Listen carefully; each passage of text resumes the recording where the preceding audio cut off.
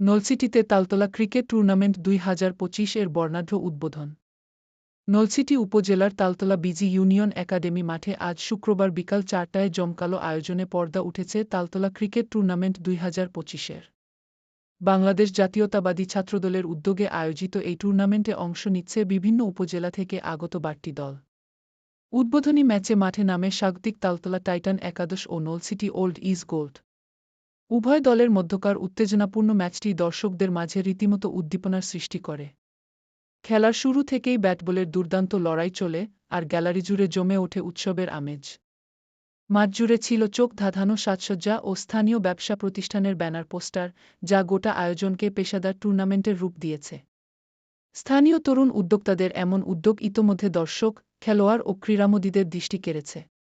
টুর্নামেন্টের সার্বিক তত্ত্বাবধানে রয়েছেন মাসুদ রানা শুভ, যুগ্ম সাধারণ সম্পাদক, বাংলাদেশ জাতীয়তাবাদী ছাত্রদল বেসরকারি বিশ্ববিদ্যালয় শাখা, মোহাম্মদ সজল তালুকদার, সভাপতি, সুবিদপুর ইউনিয়ন ছাত্রদল, তানবীর খান, সাধারণ সম্পাদক, সুবিদপুর ইউনিয়ন ছাত্রদল।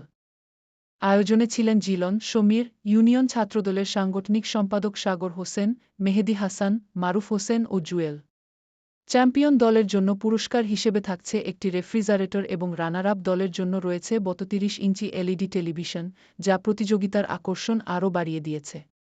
এক আয়োজক বলেন, আমরা চাই তরুণ সমাজ খেলাধুলার মাধ্যমে নিজেদের গড়ুক, দেশপ্রেম ও সম্প্রীতির বন্ধন তৈরি করুক। এই টুর্নামেন্ট সেই লক্ষ্যেই একটি ক্ষুদ্র প্রয়াস। স্থানীয় ক্রীড়াঙ্গনের প্রাণ ফেরাতে এ ধরনের উদ্যোগকে সাধুবাদ জানিয়েছেন এলাকাবাসী।